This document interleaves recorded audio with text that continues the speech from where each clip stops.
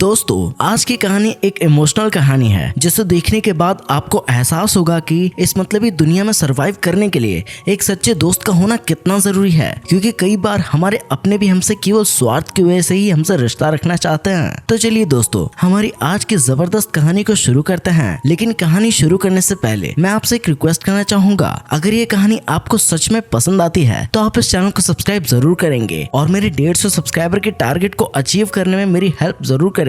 तो चलिए अब कहानी पर आते हैं। कहानी की शुरुआत में हमें बिस्तर पर एक बूढ़े आदमी को लेटे हुए दिखाया जाता है जिसका नाम काशी है। काशी को सभी काशी दादा के नाम से बुलाते हैं। असल में काशी दादा को 3 महीने पहले एक पैरालिसिस अटैक पड़ा था, जिस वजह से वो तब से बिस्तर पर ही है। वो अपने सेंसेस तक खो चुके हैं, ना कुछ बोलते हैं ना कुछ खाते पीते हैं, सिर्फ बेहोश पड़े रहते हैं। काशी दादा के परिवार में उनके 5 बच्चे हैं, जिनमें 3 बेटे और 2 बेटियां हैं। पिछले 3 महीने से जो उनकी देखभाल कर रहे हैं, जिसमें से उनकी छोटी बेटी जिसका नाम कुसुम है, वो अपने पिता का सबसे ज्यादा ख्याल रखती है। लेकिन हम देखते हैं अब धीरे धीरे कुसुम को छोड़कर सभी को अपने पिता काशी दादा बोझ लगने लगे हैं। अब एक रात पूरा परिवार जमा होकर सभी भाई बहन आपस में इस बारे में बात करते हुए कहते हैं, बस बहुत हुआ, इतने महीने बीत गए, अब तक बाबा ने कोई हरकत तक नहीं की है और ना जाने कितने दिन और नहीं करेंगे। और हम यहाँ बैठकर हमेशा इन पर नजर तो नहीं रखेंगे ना, हमारी भी फैमिली है, बच्चे हैं जिनका हमें ख्याल रखना है। इस तरह आपस में डिस्कस करते हुए सभी भाई बहन इस नतीजे पर पहुंचते हैं कि ये सभी काशी दादा की प्रॉपर्टी के कागजों पर उनका अंगूठा लेकर काशी दादा को मार देंगे। दोस्तों, यहाँ मारने का मतलब किसी वायलेंस से मारना नहीं है, बल्कि साउथ इंडिया में पहले एक रिचुअल को फॉलो किया जाता था, जिसमें अगर किसी बूढ़े इंसान के बचने की बहुत कम उम्मीदें होती थी तो उस इंसान को एक रात पहले गर्म तेल से मालिश करके उसे अगले सुबह ठंडे पानी से नहलाकर उसे नारियल पानी पिलाया जाता था, जिससे उसकी बॉडी के इंटरनल ऑर्गन्स यानी कि शरीर के अंदरूनी अंग खराब हो जाते थे, जिससे उस इंसान की 24 घंटे के अंदर बिना दर्द के ही मौत हो जाती थी। और इस तरह से ये सभी काशी दादा को भी मारने का फैसला करते हैं, जिस पर कुसुम सबसे ऐसा करने से मना करती है। वो सब पर गुस्सा करते हुए कहती है, माँ के जाने के बाद बाबा ने हमारे लिए कितना कुछ किया, हमें पाल पोस कर बड़ा किया, हमारी शादियां की, ये सब आप सभी कैसे भूल गए? हमारे बाबा तो हमारे लिए भगवान समान होने चाहिए, और अगर आप लोगों को बाबा बोझ लगते हैं तो आप लोग रहने दीजिए, मैं अपने बाबा का ध्यान अकेले रख लूंगी। लेकिन हम देखते हैं वहाँ मौजूद कोई भी उसकी बात पर ध्यान नहीं देता।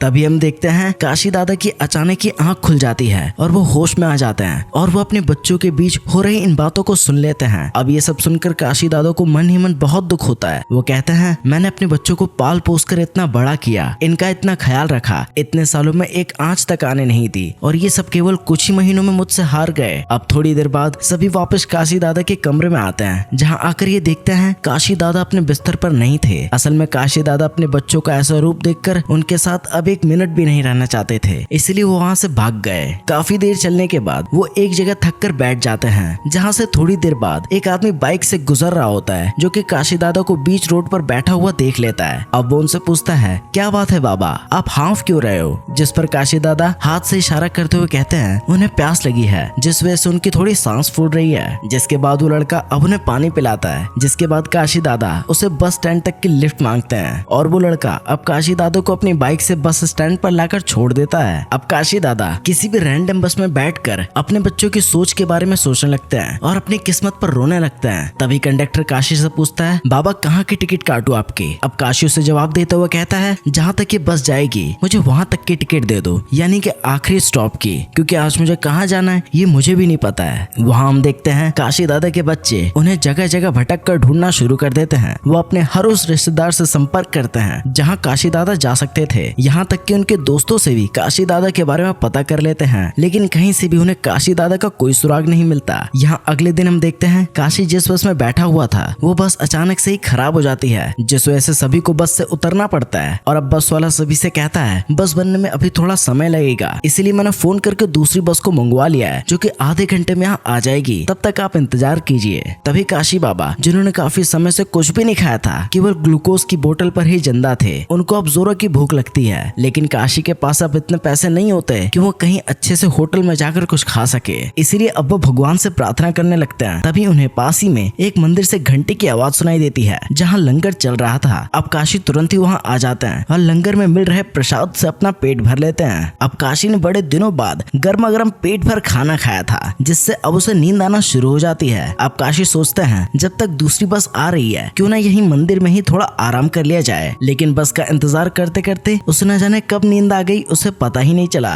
उधर बस सवारियों को लेकर चली गई और बेचारा काशी यहीं छूट जाता है। तभी हम देखते हैं सोते हुए काशी दादा के पास एक छोटा बच्चा आता है जिसका नाम कुट्टी होता है। वो काशी दादा को जगाते हुए कहता है, अरे तुम कौन हो भाई, यहाँ कैसे सो रहे हो, ये मेरी जगह है। अब इतने छोटे बच्चे को ऐसे बात करता देख काशी दादा को हंसी आ जाती है। अब वो कुट्टी को बिना कुछ कहे मुस्कुराते हुए वहाँ से अपनी बस पकड़ने चल देते हैं, लेकिन उन्हें पता चलता है उनकी बस तो कब की चली गई। जिस पर अब वो पास ही के एक होटल में बिरयानी का रेट पूछने लगते हैं। असल में काशी को बिरयानी बहुत पसंद थी और जब वो इतने दिनों बाद होश में आया तो उसे अब बिरयानी खाने की बहुत अच्छा हो रही थी। जिस पर अब होटल पर काम करने वाला एक लड़का जिसका नाम मुत्तू होता है, वो कहता है, दादा बिरयानी दोपहर 12 बजे तैयार होती है और 100 रुपए की है, अगर आपको खानी है तो आप दोपहर को आ जाना। अब काशी दादा 12 बजने का इंतजार करते हुए उसी मंदिर में आ जाता है और मंदिर के पुजारी जिसका नाम शाम होता है उसके साथ मंदिर की साफ सफाई में हाथ बटाने लगते हैं। तभी वहाँ वही बच्चा कुट्टी आ जाता है जिसे शाम कहता है, कुछ सीखो इन बाबा से, ये कैसे मंदिर के काम में हाथ बटा रहे हैं और एक तुम हो।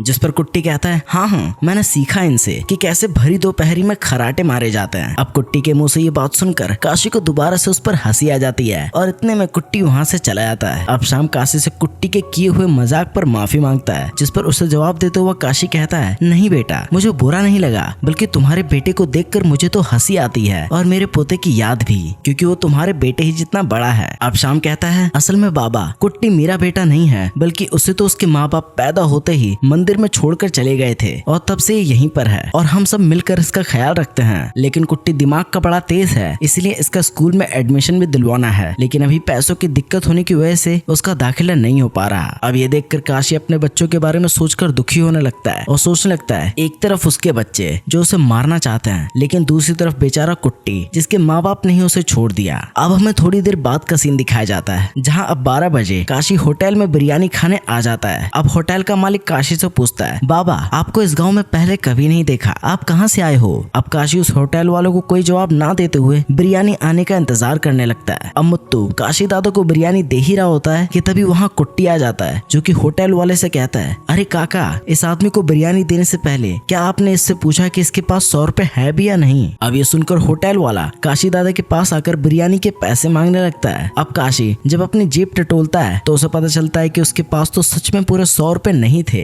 इसलिए वो वहाँ से बिरयानी बिना खाए ही निराश होकर मंदिर की तरफ जाने लगता है। तभी कुट्टी मंदिर के पुजारी शाम से काशी दादा की शिकायत करते हुए कहता है, वो बाबा सामने वाले होटल से बिरयानी खाकर मंदिर में जा रहे हैं। जिस पर अब शाम काशी दादा को रोक देता है और कहता है, मंदिर में मांस खाकर आना मना है, इसलिए आप मंदिर में आज नहीं आ सकते और आपको मंदिर के बाहर ही कहीं रुकना होगा। अब काशी उसे बहुत समझाने की कोशिश करता है कि उसने बिरयानी खानी तो दूर बिरयानी को छुआ तक नहीं है, लेकिन शाम उसकी बात को नहीं सुनता और बेचारा काशी वही मंदिर के बाहर ही बैठकर यही सोचने लगता है कि अब वो रात कहाँ बिताएगा, कहाँ जाएगा। अब सीन शिफ्ट होता है और हम उनके बच्चे को देखते हैं, जिन्होंने काशी दादा को ढूंढने के लिए एक डिटेक्टिव को हायर किया था। इस डिटेक्टिव का नाम ईशान है, जो कि काशी दादा को ढूंढने के काम में लग जाता है और गाँव के सभी घरों में काशी से रिलेटेड सभी जानकारियों को इकट्ठा करने लगता है। यहाँ हम काशी को देखते हैं, जो कि मंदिर के बाहर एक काफी बड़े खेत के मालिक को खेती की टिप्स देने लगता है। वो उसे उसके खेतों को कीड़ों से कैसे बचाना है उसके टिप्स देता है। अब काशी बाबा की बातें उस आदमी को बड़ी काम की लगती है, जिस बात से खुश होकर अब वो आदमी काशी दादा को 100 रुपए देता है। अब उन 100 रुपए को लेकर काशी दादा वापस से उसी होटल पर आ जाते हैं, जहाँ इस बार वो बड़े ही स्टाइल से बिरयानी का ऑर्डर देते हैं और बड़े ही सुकून से बिरयानी का स्वाद लेते हुए उसे खाते हैं। अब उसे इस तरह स्वाद से बिरयानी खाता हुआ देखकर बाकी कस्टमर्स भी लालच में आ जाते हैं और इस सोच में पड़ जाते हैं कि आखिर यहाँ की बिरयानी में ऐसा क्या खास है जो ये बूढ़ा आदमी इसे इतने शौक से खा रहा है। जिस पर अब सभी लोग चाय छोड़कर बिरयानी का ऑर्डर देना शुरू कर देते हैं और जिनका पेट भरा होता है वो बिरयानी को पैक करवा कर अपने घर ले जाने लगते हैं। इस तरह आज का दिन होटल मालिक के लिए बहुत अच्छा गुजरता है और वो बाद में आकर काशी दादा से कहता भी है, बाबा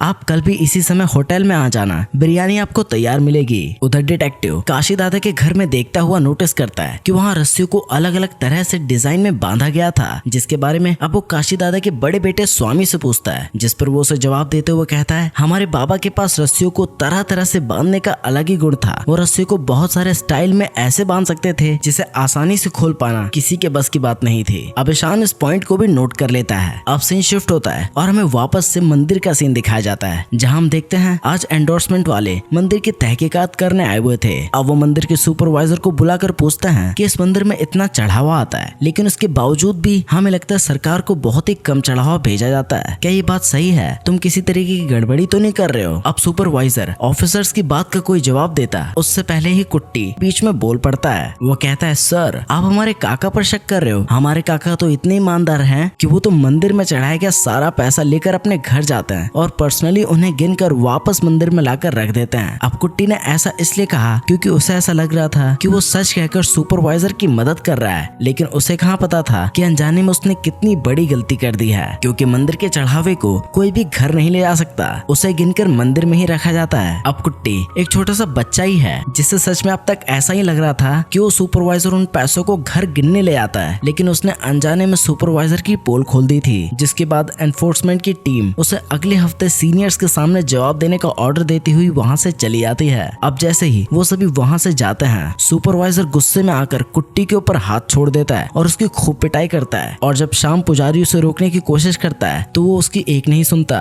अब मार खाते खाते बेचारा कुट्टी शाम पुजारी से कहता है, मैंने तो सिर्फ सच बोला था, आखिर हुआ क्या? सच बोलकर मैंने कोई गलती कर दी क्या? जिस पर सुपरवाइजर कहता है, तुझे बीच में बोलने की क्या जरूरत थी, और ये क्या बताएगा? गलती तो मुझसे हुई जो तुझे बचपन से यहाँ रहने दिया, चला जा यहाँ से, वरना कहीं मेरे हाथों से तू मारा न जाए। अब ये देखकर शाम को बहुत दुख होता है, लेकिन बेचारा वो सुपरवाइजर को रोक नहीं पाता, जिस पर अब कुट्टी रोता रोता कहता है, मैं अब वापस यहाँ कभी नहीं आऊंगा, और अपना बैग लेकर जंगल की तरफ चला जाता है। अब जंगल में आकर वो एक नदी किनारे बैठ जाता है, जहाँ इत्तेफाक से काशी दादा भी आ जाते हैं, जो कि रात गुजारने के लिए जगह ढूंढ रहे थे और उसी नदी के पास आ गए। कुट्टी को दुखी देखकर अब काशी दादा उससे पूछते हैं, अरे बेटा तुम्हें क्या हुआ? तुम तो इतना बोलते हो, आज शांत कैसे बैठे हो? जिस पर उन्हें जवाब देते हुए कुट्टी कहता है, मैंने शाम काका से आपके बारे में झूठ बोला था ना कि आप बिरयानी खाकर मंदिर में आ रहे हैं, जबकि आपने बिरयानी खाई भी नहीं थी, जिस वजह से उन्होंने आपको मंदिर से निकाल दिया। शायद इसीलिए अब भगवान ने मुझे इस गलत काम की सजा दी और मुझे भी मंदिर से निकलवा दिया।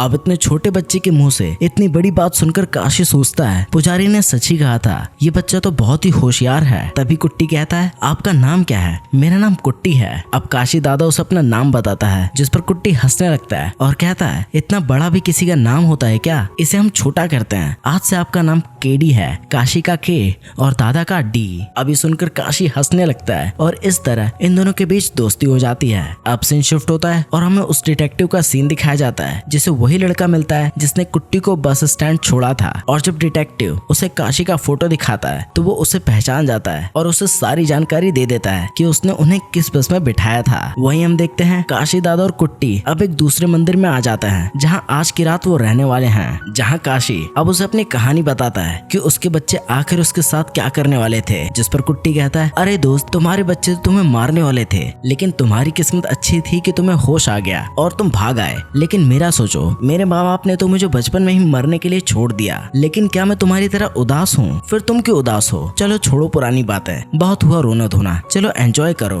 अब कुट्टी की इन बातों को सुनकर उसके चेहरे पर एक मुस्कान सी आ जाती है। साथ ही वो इस बात से हैरान भी था, आखिर एक छोटा सा बच्चा इतना समझदार कैसे हो सकता है। अब हमें अगले दिन का सीन दिखाया जाता है, जहाँ हम इन दोनों को उसी मंदिर के पास अपनी एक छोटी सी झोपड़ी बनाते हुए देखते हैं, जहाँ ये रहेंगे। तभी ने वहाँ मुत्तू मिलता है। दोस्तों मुत्तू वही है जो उस बिरयानी वाले होटल में वेटर का काम करता है। वो काशी बाबा को देखते ही पहचान लेता है और कहता है, अरे बाबा आप यहाँ कैसे? मेरा यहीं पास ही में मुर्गियों का फार्म है, अगर आपको कभी भी कोई भी जरूरत पड़े तो मुझे बेझिझक बता देना। अब काशी कुट्टी की तरफ देखकर मुस्कुराता हुआ मुत्तू से कहता है, मुझे जिस चीज की जरूरत थी भगवान ने मुझे वो दे दी, फिर भी अगर मुझे कुछ भी जरूरत होगी तो मैं तुम्हें जरूर याद करूंगा। हम देखते हैं ये दोनों आसपास के घरों से कपड़े लेकर नदी किनारे उन्हें धोकर वहाँ खूब एंजॉय करते हैं और उनसे जो पैसे मिलते हैं उनसे मूवी देखने आते हैं। अब हमें अगले दिन का सीन दिखाया जाता है और हम इन दोनों को एक जगह बैठा हुआ देखते हैं, जहाँ कुट्टी काशी से कहता है, यार केडी मैंने सुना है आदमी बुढ़ापे में जल्दी मर जाता है और तुम बूढ़े भी हो, जिसका मतलब है तुम जल्दी ही मर जाओगे।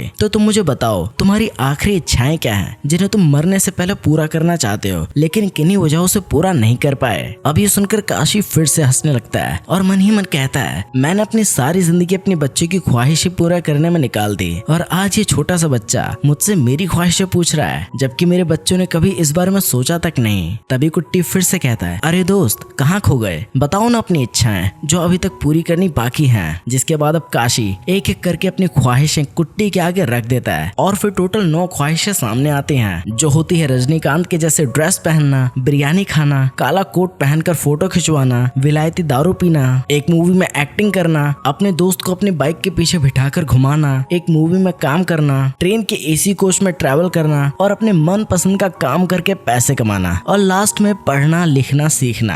अब ये सब लिखकर कुट्टी कहता है, चलो दोस्त एक एक करके तुम्हारी ख्वाहिशें पूरी करते हैं। अब काशी कहता है, तुमने मेरी ख्वाहिशें तो लिख दी, अब अपनी ख्वाहिशें भी तो लिखो कि तुम क्या चाहते हो। जिस पर कुट्टी कहता है, मैं तो अभी छोटा बच्चा हूँ, मैं थोड़ी ना मरने वाला हूँ, मेरी तो पूरी उम्र पड़ी है ख्वाहिशें पूरी करने में, लेकिन तुम्हारी उम्र कम है और वैसे भी मेरी इच्छा केवल पढ़ना लिखना है और कुछ नहीं। अब ये दोनों उन ख्वाहिशों को पूरा करने निकल पड़ते हैं। सबसे पहले तो वो खेत में काम करके कुछ पैसे कमाते हैं और 2 दिन काम करने के बाद एक ट्रेन के एसी कोच में ट्रैवल करते हैं। हम देखते हैं काशी को ट्रेन के एसी की वजह से ठंड लग रही थी, जिस पर कुट्टी कहता है, अरे तुम तो पहले ही इच्छा में कांपने लगे, बाकी इच्छाओं में तुम्हारा क्या हाल होगा। अब इस बात पर काशी मुस्कुराने लगता है और जैसे तैसे इस सफर को पूरा करता है। अब ये दोनों वापस से खेतों में काम करके पैसा कमा कर दूसरी इच्छा पूरी करने में लग जाते हैं, जहाँ हम देखते हैं मुत्तू भी बीच बीच में आकर इनकी मदद कर दिया करता था। और जब मुत्तू को काशी की इन इच्छाओं के बारे में पता चलता है तो वो भी उसे बाइक चलाना सिखाने लगता है, ताकि वो अपने दोस्त को पीछे बिठाकर बाइक चलाने वाली इच्छा को पूरा कर सके।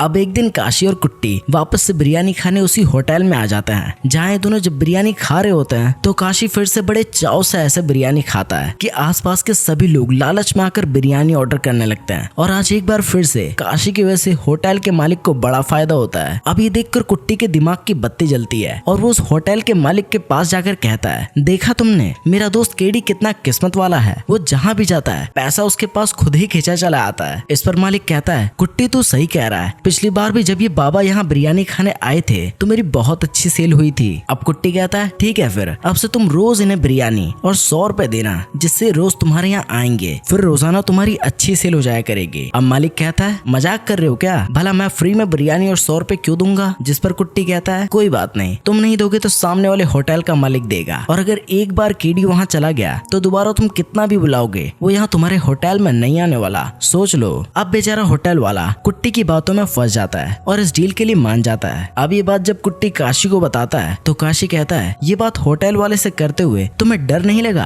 अगर उस होटल वाले के बाप को पता लगा कि वो किसी को फ्री बिरयानी दे रहा है तो उसका बाप उसे मारेगा कि आखिर वो फ्री में खाना क्यों दे रहा है। जिस पर कुट्टी कहता है, अरे दोस्त यहाँ सबका बाप मैं हूँ, सब मेरे बच्चे हैं, मेरी बात यहाँ सब मानते हैं। जिस पर अब काशी भी उसके सामने हाथ जोड़ता हुआ कहता है, समझ गया मेरे बाप। अब इस बात पर ये दोनों ठहाके मार के हंसने लगते हैं। अब हमें उसी रात का सीन दिखाया जाता है और आज काशी बाइक से मुत्तू और कुट्टी को लेकर चुपके से अपने गांव अपने एक दोस्त के घर आता है। अब काशी को सही सलामत देखकर उसका दोस्त बहुत खुश होता है, जिसके बाद वो अपनी बाइक पर अपने दोस्त को पूरा गांव घुमाकर अपनी एक और ख्वाहिश को पूरा कर लेता है। अब ये चारों रात में बैठकर बातें करने लगते हैं, जहाँ काशी का दोस्त सभी को बताता है काशी की बचपन में एक गर्लफ्रेंड हुआ करती थी जिसका नाम वल्ली था, जो इससे मिलने खेत में आया करती थी। अब सब नोटिस करते हैं कि वल्ली का नाम सुनते ही काशी इमोशनल हो जाता है, जिस पर अब कुट्टी सोच लेता है कि वो उसे उसकी गर्लफ्रेंड से जरूर मिलाएगा और इस ख्वाहिश को भी वो उसके लिस्ट में डाल देता है। अब सीन शिफ्ट होता है और हमें ईशान का सीन दिखाया जाता है, जो कि काशी की तलाश में उस गांव तक आ जाता है जहां मुत्तू अपनी मुर्गियां देने आता था।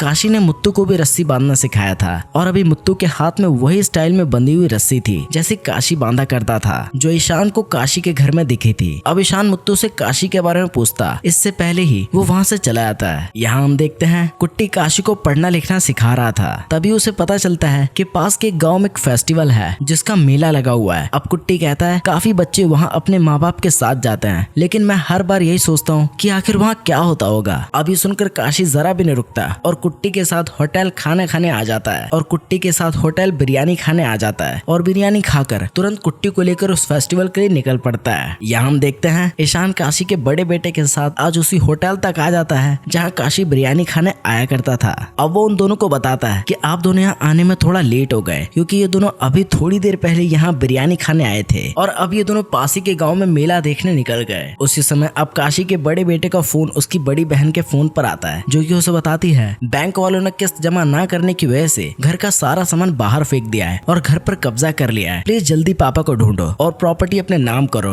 और पैसों का बंदोबस्त करो, वरना मैं कहीं की नहीं रहूंगी। अब इस बात का गुस्सा वो ईशान के ऊपर निकालता है कि इतने दिन हो गए तुम पापा को ढूंढ नहीं पाए, तुम तो किसी काम के नहीं हो, बेकार हो।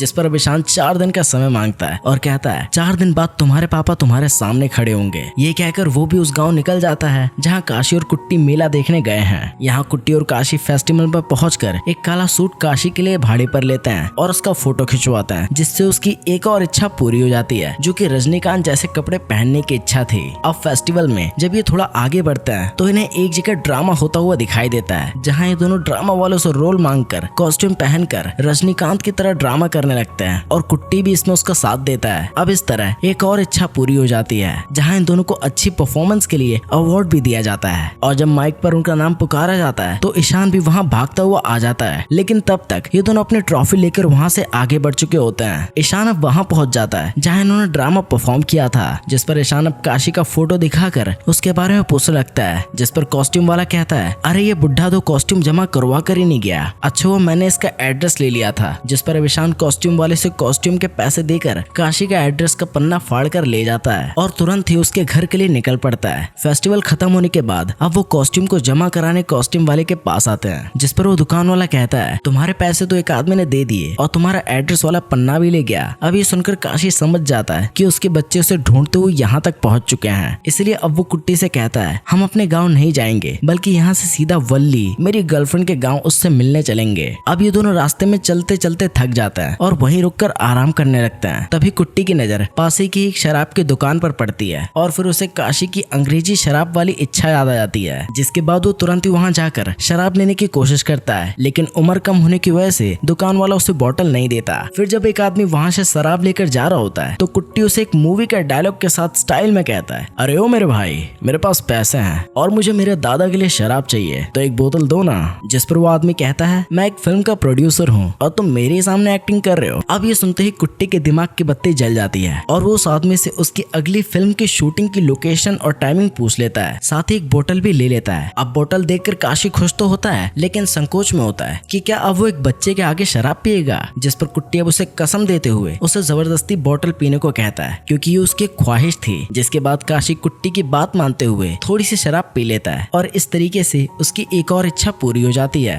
अब मन में कुट्टी सोचता है तुम्हारे माँ बाप कितने बदनसीब हैं कि उन्होंने तुम्हारे जैसे बेटे को छोड़ दिया। मेरे बच्चों ने आज तक मेरे बारे में कभी इतना नहीं सोचा। अब हमें अगले दिन का सीन दिखाया जाता है और इन दोनों को पता चलता है कि जिस गांव में काशी की जीएफ से मिलने आए हैं वहाँ मुत्तू भी किसी नाटक में हिस्सा लेने के लिए आया हुआ है। जिस पर अब ये दोनों उससे मिलने के लिए आ जाते हैं, जहाँ मुत्तू काशी से कहता है मुझे आपसे एक जरूरी बात करनी है। असल में कल मुझे मंदिर के पुजारी श्याम का फोन आया था जिसने चेन्नई में कुट्टी की पढ़ाई के इंतजाम को कर दिया है और 4 दिन बाद उसे चेन्नई जाना है। अब ये सुनकर काशी हैरान हो जाता है और उसे गुस्सा भी आता है और वो कहता है मुझे मेरे दोस्त से कोई अलग नहीं कर सकता। कोई नहीं मतलब कोई नहीं। दोस्तों यहाँ हम काशी के ऐसे रिएक्शन से अंदाजा लगा सकते हैं कि अब उसके दिल में कुट्टी के लिए कितनी अटूट फीलिंग्स बन गई हैं। अब वो तुरंत ही वहाँ से कुट्टी को लेकर निकल जाता है और रास्ते भर बस उसी के बारे में सोचता रहता है। अब हमें अगले दिन का सीन दिखाया जाता है। अगले दिन अब काशी आज अपनी गर्लफ्रेंड से मिलने उसके घर आ जाता है, जिसके बाद वो दोनों एक दूसरे से काफी देर तक पुराने दिनों की बातें करते हैं और कुट्टी वहीं बाहर आसपास घूमता रहता है। अब बातों ही बातों में काशी उसे अपने बच्चों के बारे में बताता है कि उसके बच्चे उसके साथ क्या करने वाले थे, जिसे सुनकर वल्ली को बहुत दुख होता है। जिसके बाद अब वल्ली उससे पूछती है अब तुम कुट्टी का क्या करोगे। काशी कहता है करना क्या है,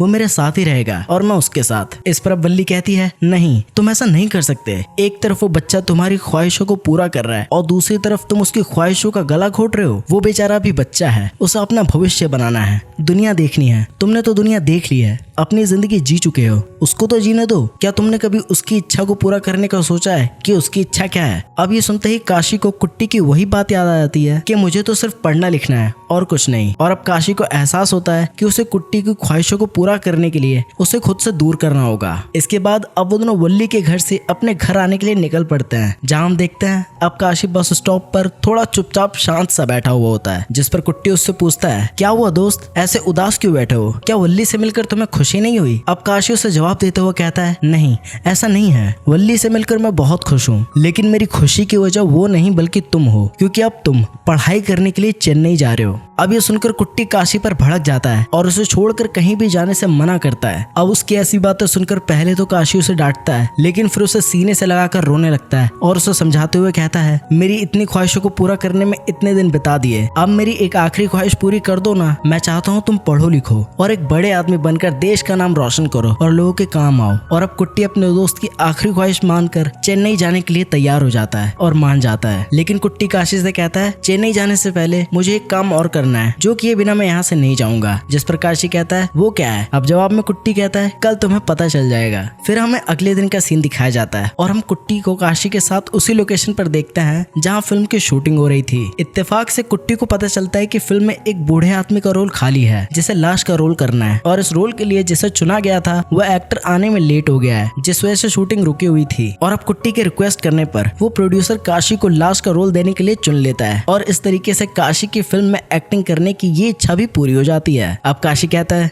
मेरे दोस्त, अब मेरी आखिरी ख्वाहिश पूरे करने का समय आ गया है, चलो उसे पूरा करें। अब हमें रेलवे स्टेशन का सीन दिखाया जाता है जहाँ हम देखते हैं कुट्टी काशी से बात नहीं कर रहा था और उससे दूर हटकर बैठा हुआ था। जिस पर अब काशी कुट्टी के पास आता है और उससे पूछता है, मेरे दोस्त, क्या तुम मुझसे नाराज हो? मेरी आखिरी ख्वाहिश को इस तरीके से पूरा करने वाले हो तुम? अब ये सुनकर कुट्टी रोने लगता है। दोस्तों, पूरी फिल्म में इकलौता यही सीन होता है जब इमोशनल होकर कुट्टी रोता है। अब वो काशी से कहता है, मैं स्कूल तो चला जाऊंगा, लेकिन स्कूल में बाकी बच्चों को देखने उनके माँ बाप आएंगे, लेकिन मुझे देखने वहाँ कौन आएगा? जिस पर अब काशी कहता है, भूल गए क्या कुट्टी, तुम अकेले सबके बाप हो, तुम्हें किसी बाप की जरूरत नहीं। और रही बात तुम्हें देखने की, तो मैं हूं ना, मैं तुम्हें देखने वहाँ आया करूंगा, तुम्हारा दोस्त केडी तुमसे वहाँ मिलने आया करेगा। अब ये सुनकर छोटा कुट्टी काशी के सीने से लग जाता है और अब समय आ जाता है इन दोनों के बिछड़ने का। अब वहाँ मुत्तू और शाम भी आ जाते हैं जो उसे चेन्नई ले जाएंगे और देखते ही देखते इस तरह इन दोनों की दोस्ती का चैप्टर यहीं पर खत्म हो जाता है। दोनों एक दूसरे को आंख में आंसू लिए हाथ हिलाते हुए बाय करते हैं और अब काशी वापस अपने झोपड़े में आ जाता है जहाँ वो देखता है ईशांत पहले से उसका इंतजार कर रहा था, जो कि उसे वापस उसके घर ले आता है। जहाँ हम देखते हैं कुसुम अपने पिता को सही सलामत देखकर बहुत खुश होती है। वो कहती है,